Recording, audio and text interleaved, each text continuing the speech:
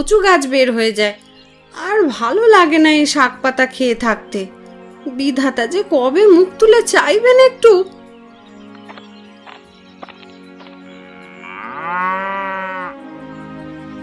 ধৈর্য ধরো গিন্নি। কথায় আছে সবুরে মেওয়া ফলে। বিধাতা সারা জীবন তো আর আমাদের দুঃখ রাখবেন না। একদিন না একদিন ঠিক সুখের মুখ দেখব আমরা। আর কবে দেখবো জানি না, আদেও সে পর্যন্ত বেঁচে থাকবো কিনা কে জানে। অবশ্যই বেঁচে থাকবে। বিধাতা চাইলে সব সম্ভব। আমাদের দুঃখ কি আর আজীবন থাকবে নাকি? কথায় আছে দুঃখের পরেই নাকি সুখের মুখ দেখা যায়। জীবনে যদি দুঃখ না থাকে তবে সুখের মূল্য মানুষ বুঝবে কি করে বলো তো? তাই বলে এত দুঃখ? আমি যে আর পারছি না গো। এদিকে মেয়েটা বড় হচ্ছে, সামনে বর্ষার মৌসুমে গায়ে উৎসব লাগছে। যারা দুবেলা ঠিকমতো খেতে পারে না তাদের জন্য নতুন শাড়ি পরা তো বিলাসিতা মাত্র। তার উপর বর্ষার মৌসুম চলে এসেছে। এখন তো আর এই গরুর গাড়ি নিয়ে গায়ের রাস্তায় চলা যাবে না। খরার মৌসুমে যাও টুকিটাকি ভাড়ায় যেত, কিন্তু এই বর্ষার মৌসুমে যাবে কি করে? গায়ের রাস্তায় কাদায় ভরে আছে, আর বৃষ্টি বাদলায় গরুগুলো তো চলতে ভয় পায়। কি যে করব আমার মাথায় আর কোনো কিচ্ছু ঢুকছে না। মাঠে ঘাটে কাজ নেব যে সেই উপায়ও নেই। বর্ষার জন্য মাঠ ঘাটের কাজও সব বন্ধ হয়ে আছে। তাহলে এখন কি করবে? আমি যাই দেখি গরুর গাড়িটা নিয়ে বের হই, যদি কোনো ভাড়া পাই। দুটো কিছু মুখে দিয়ে যাও, এভাবে খালি পেটে বের হয়েও না। আকাশ মেঘলা হয়ে আছে, কখন বলতে কখন বৃষ্টি নামে বলা যায়। হাটে গিয়ে চা বিস্কুট খেয়ে নেবক্ষণ। ভাত যা আছে তোমরা মা মেয়েতে খেয়ে নিও। আমি এখন গেলাম গিন্নি। হ্যাঁ,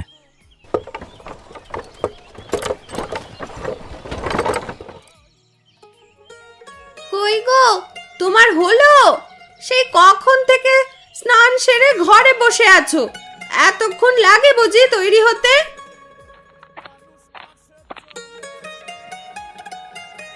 সারা শরীরে তেল দিয়ে গুছিয়ে তারপর না হয় বের হব আমি। আর এর মধ্যেই তুমি এত ডাকাডাকি শুরু করে দিয়েছো কেন বলো তো? না ডেকে কি করব শুনি? বেটা ছেলের গোছাতে আবার এত সময় লাগে নাকি? আমি তো আর মাঠে কাজ করতে যাচ্ছি না, আমি যাচ্ছি আড়তে বসতে। নোংরা দেখলে মহাজন কাল থেকে আর কাজ দেবেন না। হ্যাঁ, নোংরা তো কেবল তোমার দাদা আর বৌদি। না আছে ভালো খাবার, না আছে ভালো ঘরদোর, আর না আছে জামা কাপড়ের বাহার। ওদের জ্বালায় সমাজে মুখ দেখানোর উপায় নেই। কে বলেছে তোমাকে ওদের পরিচয় দিতে? আমি তো কোথাও ওদের পরিচয় দিই নাই জন্য। তা আমার অপু বাবা কোথায়? ওকে তো দেখছি না সকাল থেকে। তা দেখবে কি করে? হতচ্ছাড়া ননিটার সাথে বোধহয় খেলতে বেরিয়েছে। ছেলেটাকে এত করে বলি ওই অভাগীর সাথে খেলতে যাস না, কে শোনে আমার কথা? না শুনলে দুঘা দিয়ে দেবে, তবু ওদের ধারে কাছে ঘেঁষতে দেবে না আমার ছেলেকে, ঠিক আছে?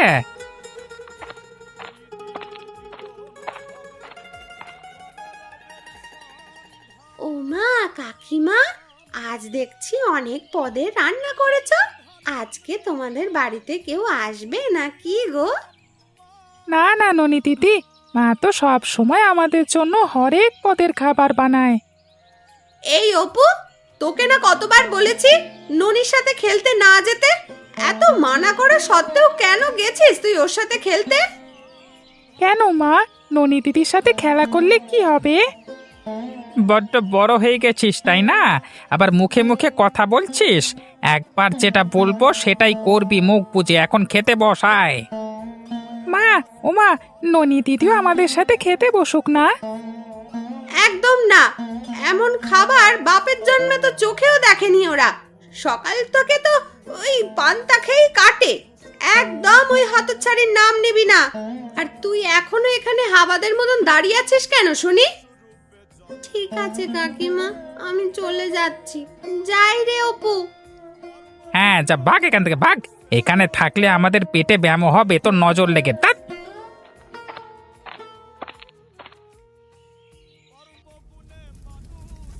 মেয়েটা সেই সকালে অপুকে নিয়ে খেলতে বের হয়েছে, এখনো বাড়িতে এলো না। সকালের পান্তা যে নষ্ট হয়ে যাবে এভাবে বেশিক্ষণ থাকলে।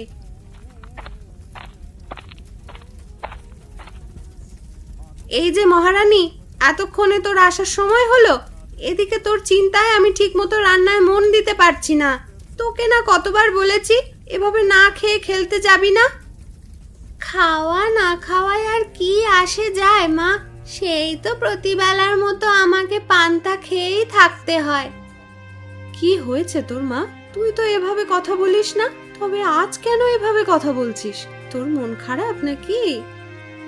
জানো মা, অপুর সাথে খেলতে গিয়েছি বলে কাকা কাকিমা আমাকে আজ যাচ্ছে তাই করে বলল। আমার নাকি শুধু দিনের হাতে পান্তাই জোটে, আর কিছু খাওয়া জোটে না। আমরা নাকি ছোট লোক, ভালো খাবার চোখেই দেখিনি কোনোদিন। হায় বিধাতা, এইটুকু মেয়েকেও তুমি কষ্ট দিতে ছাড়ো না।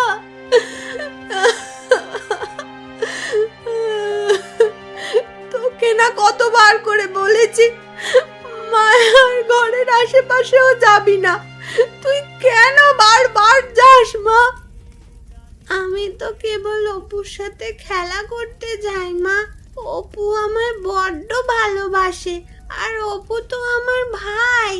আমার সাথে খেলবে না তো কার সাথে খেলবে বলো? তুই এখনো অনেক ছোট রে মা, ওদের অহংকার তুই বুঝতে পারবি না।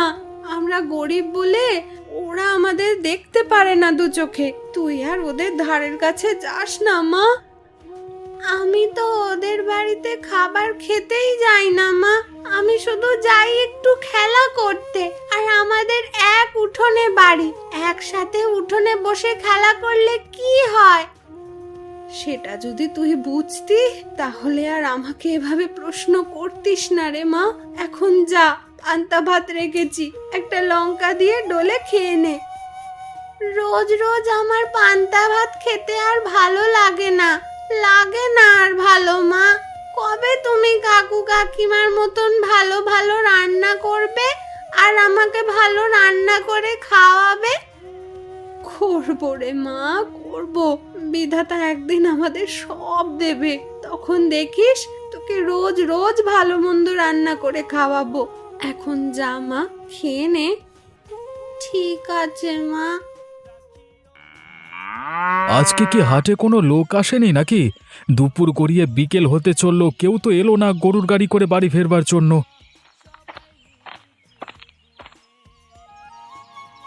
কি হ্যাঁ গোপাল, গাঁয়ের দিকে যাবি নাকি? আগে আপনি আমার উপর সদয় হলে অবশ্যই যাব। আজকে তো হাটে তেমন লোক দেখছি না। আকাশের ভাব ভালো না বলে লোকজন তেমন হাটে আসেনি বোধ হয়। লোকজন হাটে এলেও তোর এই ভাঙা চোরা গরুর গাড়িতে উঠতে চায় না কেউ। সারা রাস্তা গাড়ির ঝাঁকুনিতে কোমরের হাড়গড় সব ভাঙবে।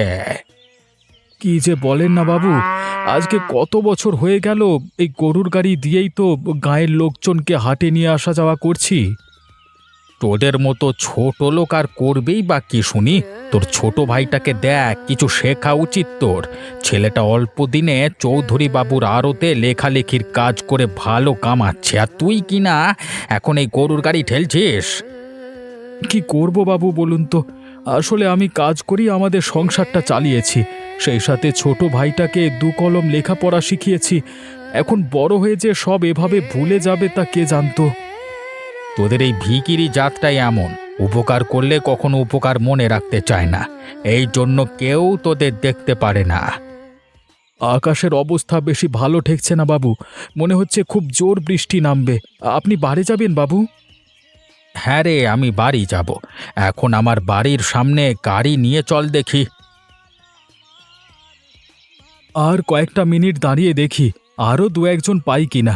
আপনাকে একা নিয়ে গেলে যে আমার পর্তা পড়বে না। দেখেছিস, তোদের এই ছোট লোকদের নিয়ে হলো এক জ্বালা। তোদেরকে খেতে দিলে তোরা শুতে চাস। মোটে লোক হচ্ছিল না, আর যেই আমি গাড়ি চেপে বসলাম অমনি তুই আরও লোক ওঠানোর কথা ভাবছিস। কিন্তু বাবু, আপনাকে একা নিয়ে গেলে যে আমার ভাড়া পোষাবে না বাবু। তোর ভাড়া নিকুচি করেছে। তাড়াতাড়ি বৃষ্টি আসবার আগে আমাকে বাড়িতে নামিয়ে দিয়ে আই দেখি, নইলে এই বৃষ্টি এলে কিন্তু কাদা জলের মধ্য দিয়ে ঘাড় ধরে নিয়ে যাব, আর 1 টাকা ভাড়া দেব না, ঠিক আছে?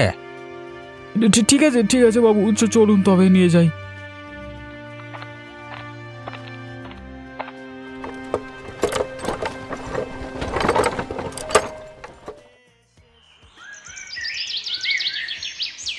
কি গো মা, বাবা তো এখনো বাড়ি এলো না।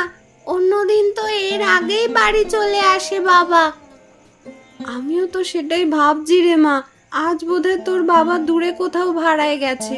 কিন্তু আকাশের যে অবস্থা দেখছি, মনে হচ্ছে এক্ষুনি ধুম করে বৃষ্টি নামবে। আকাশ তো সেই বিকেল থেকেই থম মেরে আছে, মনে হচ্ছে এই বুঝি বৃষ্টি নামলো, কিন্তু বৃষ্টি তো আর হলো না। রাত তো অনেক হয়ে গেল রে মা, তুই বরং খেয়ে ঘরে গিয়ে শুয়ে পড়। তোর বাবা এলে আমি আর তোর বাবা খেয়ে নেব। তোমাদের রেখে আমি খেয়ে নেব? হ্যাঁ রে মা, সকাল হলেই তো আবার উঠে পাঠশালায় যেতে হবে তোকে, তাই বেশি দেরি করে লাভ নেই। তাড়াতাড়ি খেয়ে ঘরে গিয়ে ঘুমিয়ে পড়। ঠিক আছে মা।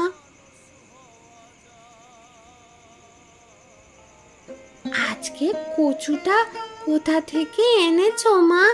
বড্ড গলায় ধরছে। এত গলায় লাগছে কেন মা? বড্ড কচুটা কেমন করছে।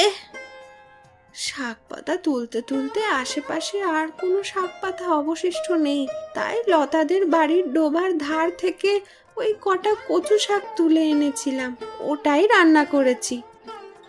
ওই জন্যই এমন গলা ধরছে। একে তো বর্ষাকাল, তার উপর ডোবায় ধারের কচু শাক। মা, ও মা, বাবাকে বলে কাল মাছ আনতে বলো না। তোর বাবার যে বর্ষার সময় এলে আর কাজ থাকে না রে মা। বর্ষায় কাদা জলে গরুর গাড়ি চালানো খুব কষ্টের। আমি তোর বাবাকে কিছু চুনোপুটি আনতে বলবো খন। এখন খেয়ে নে যা।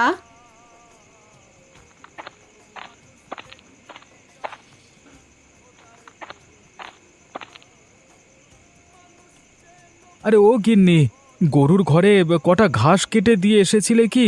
আমি তো অন্ধকারই গরু বেঁধে রেখে এসেছি। সে তোমায় বলতে হবে না, আমি ঘাস রেখে এসেছি। এখন ঘাস আনতে গেলেও মানুষের কথা শুনতে হয়।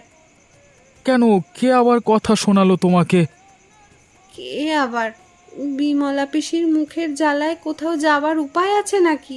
যেখানেই যাই ডাক দেয়। এখন তাড়াতাড়ি এসো, খেয়ে নাও দুটো, সারাদিন পেটে কিছু পড়েনি। ননিবালা কি ঘুমিয়ে পড়েছে? হ্যাঁ গো, মেয়েটা আমার মাছের বায়না করতে করতে ঘুমিয়ে পড়েছে। তুমি কাল কটা চুনোপুটি এনে নিয়ে এসো না গো। সকালে মায়া ওকে যাচ্ছে তাই করে ঘরের সামনে বিদেয় করে দিয়েছে। আমরা গরিব হয়েছি বলে কি আমাদের এতই চক্ষুশূল লাগে মানুষের কাছে? আমার ওইটুকু মেয়ে কি এসবের কিছু বোঝে? কবে যে বিধাতা মুখ তুলে চাইবেন আমাদের দিকে? সারাদিন অনেক ধকল গেছে, আগে দুটো খেয়ে নাও, তারপর না হয় বসে দুটো কথা বলবে খন। হ্যাঁ, আমারও বড্ড খিদে পেয়েছে। গিন্নি, আরে ও গিন্নি, এই বাড়ি ফিরে তোমাকে যে পোটলাটা দিয়েছিলাম সেটা এখানে আনো দেখি। ওতে আমার দরকারি কিছু জিনিস আছে।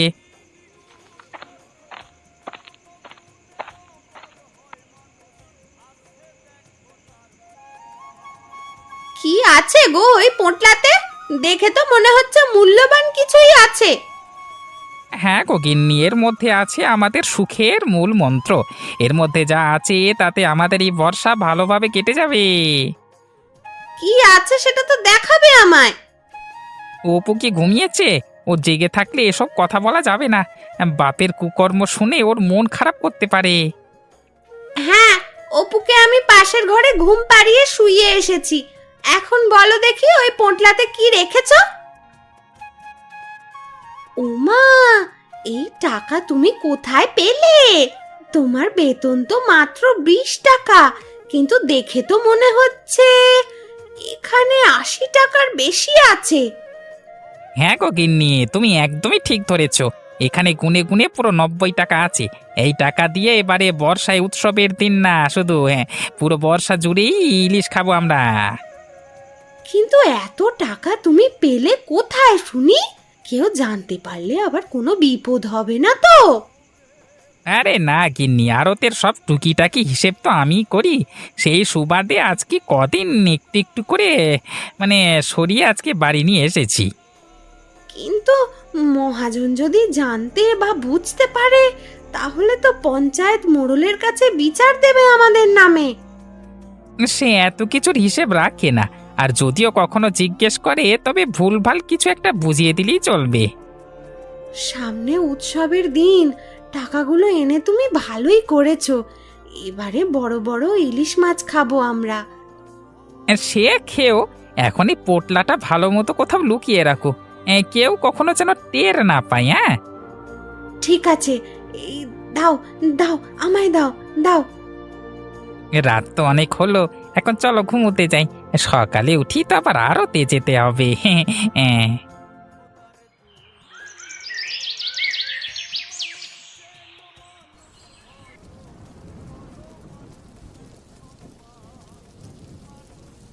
কি গো, কি এত ভাবছো সেই থেকে? ভাবছি এই বৃষ্টিতে গরুর গাড়ি নিয়ে বের হব কি করে, আর বের হলেও মনে তো হচ্ছে না কোনো ভাড়া পাবো। ভাড়া তো দূরের কথা, এই বৃষ্টিতে কেউ বাড়ির বাইরে বের হয় নাকি কে জানে। আর তাছাড়া গায়ের ওই কাদা জলের রাস্তায় গাড়ি তো এগুলো এগোতে চায় না। সে তুমি ঠিকই বলেছ গিন্নি, কিন্তু কাল বাদে পরশু যে গায়ের বর্ষার উৎসব শুরু হয়ে যাবে। সবাই নতুন জামা পরবে, ইলিশ দিয়ে ভোজ করবে। আবার মেয়েটার জন্য বড্ড খারাপ লাগছে গো। খারাপ লাগলেও এখন কি করার আছে বলো?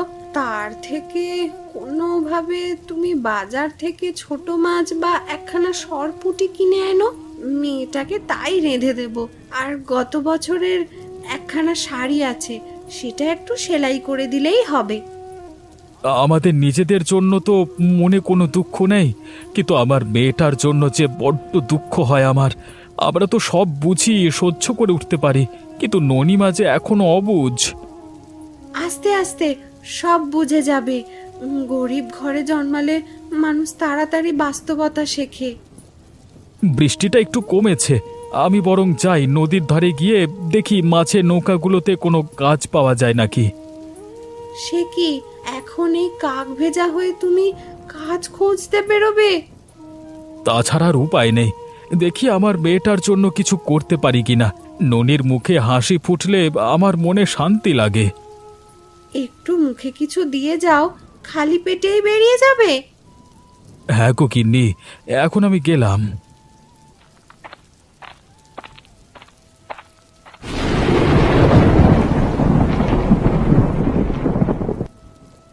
আজ বাদে কাল গ্রামের সবার ঘরে ঘরে উৎসব শুরু হবে, কিন্তু তার আগে কি বর্ষা শুরু হলো। কি হয়েছে গিন্নি, একা একা কি বিড়বিড় করছো? কাল তো গ্রামের ঘরে ঘরে ইলিশ ভোজের উৎসব শুরু হবে। এমন বর্ষা হলে লোকজন একজন আরেকজনের বাড়ি যাবে কি করে? আরে গিন্নি, এই উৎসব বর্ষার জন্যই তো প্রতি বছর পালন হয়। এ সময় নদীতে খুব ভালো ইলিশ মাছ পাওয়া যায়। সকলের ঘরে ঘরে ইলিশ ভোজের প্রতিযোগিতা চলে। সে তুমি যাই বলো, আমার এত বর্ষা বাদলা ভালো লাগে না। তুমি হলে বেরসিক মানুষ, তোমার কি করে ভালো লাগবে শুনি? তোমার তো শুধু পান চেবুতি ভালো লাগে।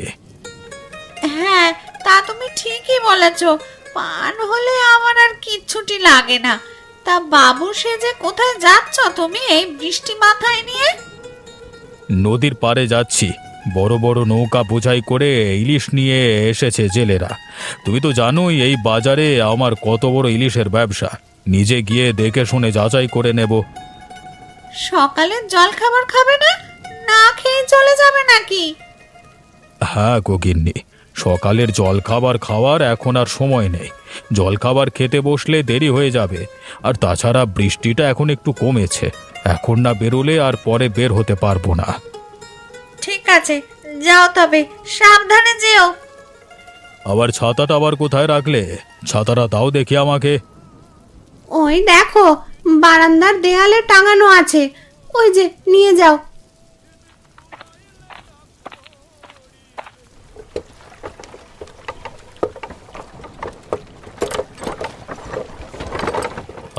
অনেক কষ্টে একটা ঠেলা গাড়ি জোগাড় করেছি।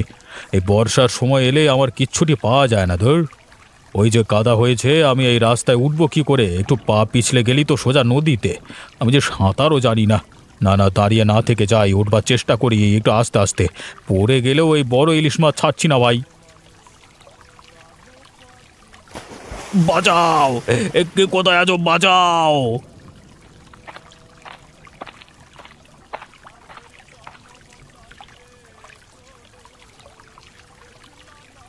তুই ও পাড়ার গোপাল না, যে গরুর গাড়ি টানিস?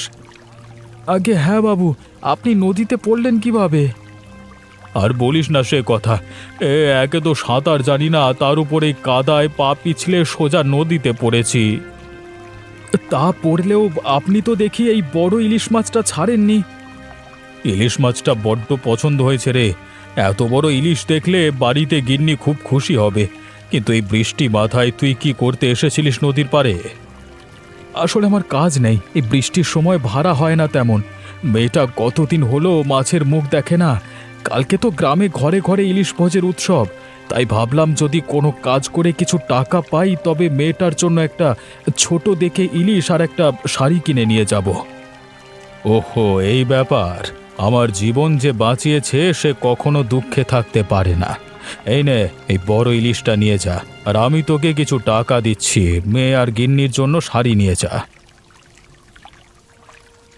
সে কি বাবু, আপনি না বললেন এটা গিন্নিমার জন্য বাড়ি নিয়ে যাবেন?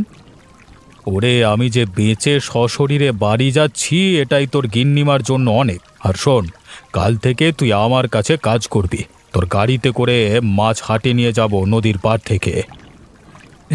তাহলে তো খুব ভালো হবে বাবু, আপনাকে যে কি বলে ধন্যবাদ দেব আমি।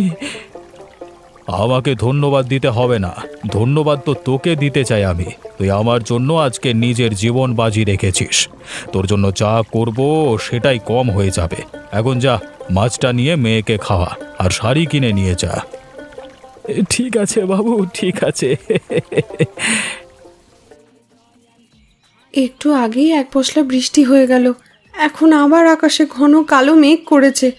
লোকটা তো সেই কখন বেরিয়েছে, পরিবারের সুখের জন্য কত কিছু করছে লোকটা। বিধাতা আমাদের সহায় হও তুমি। গিন্নি, আরে ও গিন্নি, কোথায় গেলে? এই দেখো কি এনেছি তোমাদের জন্য। সে কি গো, এত বড় মাছ কোথায় পেলে তুমি? আর সাথে কিসের ব্যাগ ওটা? কাল তো সবার ঘরে ইলিশ ভোজ হবে, তাহলে আমাদের ঘরে কেন হবে না? এই ব্যাগে তোমাদের জন্য শাড়ি আছে, আর এই ইলিশটা নাও, ভালো করে কেটে ভেজে রাখো, কালকে রান্না করবে। কিন্তু এত কিছু তুমি কোথায় পেলে? আরও একটা সুখবর আছে। এবার থেকে আমি মোড়ল মশাই মাছের ব্যবসাতে ভাড়ায় গরুর গাড়ি টানবো। উনি ভালো মাইনেও দেবে বলেছে। তার টাকাতেই তোমাদের শাড়ি আনলাম, আর তিনি নিজে আমাকে মাছটা দিল। বিধাতাকে কত ডেকেছি আমাদের সুখের দিনের জন্য, আজ তিনি আমাদের দিকে মুখ তুলে চেয়েছেন। এ কি, তুমি কাঁদছো কেন গিন্নি?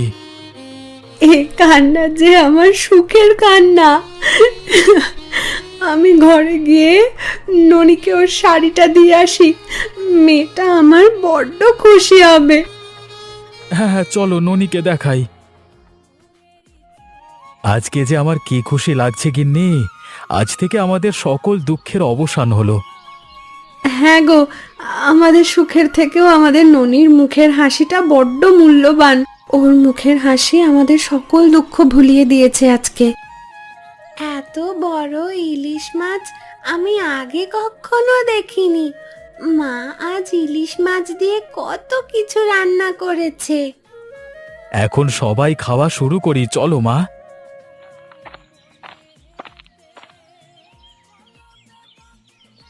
আমাদের সাহায্য করো দাদা, আমাদের যে সব শেষ হয়ে গেল। সে কি রে, কি হয়েছে তোদের ভাই? হ্যাঁ, আপনার ভাই বেশি লোভ করতে গিয়ে আড়ত থেকে টাকা চুরি করেছিল, সেই জন্য জরিমানা তো দিতে হয়েছেই, সেই সাথে চাকরিটাও গেছে। এখন আমরা আজকে ইলিশ ভোজ করতে পারবো না কাকা বাবু। কে বলেছে তোরা ইলিশ দিয়ে ভোজ করতে পারবি না? আজ এই গরিবের বাড়িতেই সকলে একসাথে বসে বড় ইলিশ দিয়ে ভোজ করব আমরা। হ্যাঁ, আমাদের তোমরা ক্ষমা করে দাও।